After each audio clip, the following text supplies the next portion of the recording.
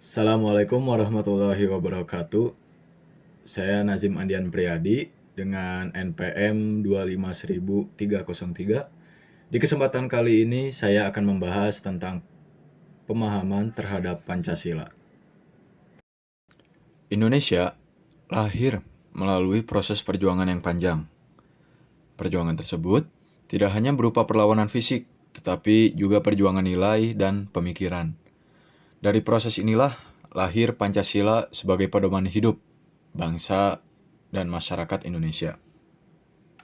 Tujuan pembahasan materi kali ini yaitu adalah untuk menjelaskan latar belakang historis lahirnya Pancasila, memahami kedudukannya sebagai dasar negara, serta mengkaji Pancasila sebagai sistem filsafat yang menjiwai kehidupan berbangsa dan bernegara. Nah, apabila kita ingin mengetahui Pancasila secara historis, maka kita perlu untuk mengetahui kondisi bangsa Indonesia sebelum kemerdekaan. Nah, sebelum merdeka, bangsa Indonesia hidup di bawah penjajahan yang menimbulkan penderitaan dan ketidakadilan. Kondisi ini menumbuhkan kesadaran nasional serta semangat persatuan untuk mencapai satu hal, yaitu kemerdekaan. Dalam proses perumusan Pancasila, nilai-nilai perjuangan bangsa kemudian dirumuskan secara resmi melalui sidang BPUPKI dan PPKI. Para tokoh bangsa seperti Soekarno, Muhammad Yamin, dan Supomo menyampaikan gagasan yang akhirnya dirumuskan menjadi Pancasila dan disahkan pada tanggal 18 Agustus 1945. Nah, secara makna historis, Pancasila memiliki makna historis yang sangat penting karena lahir dari pengalaman dan perjuangan bangsa Indonesia. Pancasila sendiri menjadi simbol persatuan serta cita-cita bersama dalam membangun negara yang merdeka serta berdaulat. Nah, pengertian Pancasila sendiri sebagai dasar negara, Pancasila menjadi fondasi utama dalam penyelenggaraan kehidupan berbangsa serta bernegara. Seluruh kebijakan dan peraturan negara harus bersumber dan sejalan dengan nilai-nilai Pancasila.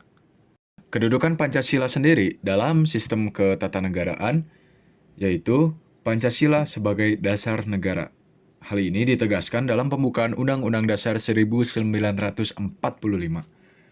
Hal ini menunjukkan bahwa Pancasila menjadi sumber dari segala sumber hukum dan menjiwai seluruh sistem ketatanegaraan Indonesia. Implementasi Pancasila sebagai dasar negara sendiri, dalam praktiknya, Pancasila sering diwujudkan melalui penyelenggaraan pemerintahan yang adil dan penegakan hukum yang berlandaskan kemanusiaan, serta kebijakan negara yang berorientasi pada kesejahteraan rakyat. Nah, pengertian Pancasila sebagai sistem filsafat sendiri, yaitu Pancasila berarti menjadi pandangan hidup bagi bangsa Indonesia. Nilai-nilai yang ada di dalamnya bersifat menyeluruh, sistematis, dan saling berkaitan satu sama lain. Nah, ngomong-ngomong soal filsafat, dimensi filsafat Pancasila sendiri, itu secara filosofis, Pancasila memiliki dimensi ontologis, epistologis, dan aksiologis. Dimensi ini menjelaskan hakikat manusia dalam cara mereka memperoleh sebuah kebenaran, serta nilai moral yang harus diwujudkan dalam kehidupan berbangsa. Keunikan filsafat Pancasila sendiri itu terletak pada sumbernya, yang berasal dari sejarah dan budaya bangsa Indonesia. Nilai-nilainya tetap relevan dan mampu menyesuaikan diri dengan perkembangan zaman. Dari sini, kita dapat melihat keterkaitan dari ketiga materi tersebut, yaitu pertama, Pancasila lahir dari sejarah perjuangan bangsa dan ditetapkan sebagai dasar negara dan kemudian dikaji untuk dijadikan sistem filsafat untuk memahami makna dan nilai yang terkandung di dalamnya. Nah, apa relevansi keterkaitan ketiga materi itu bagi generasi muda, terutama saya sendiri sebagai mahasiswa? Menurut saya, bagi generasi muda, Pancasila itu menjadi pedoman dalam bersikap dan bertindak. Nilai-nilainya penting untuk menjaga persatuan serta menghadapi tantangan globalisasi. di zaman yang berkembang sangat cepat ini. Sebagai penutup, dapat kita tarik kesimpulan bahwa Pancasila itu merupakan hasil perjuangan bangsa yang memiliki kedudukan fundamental sebagai dasar negara dan sistem filsafat.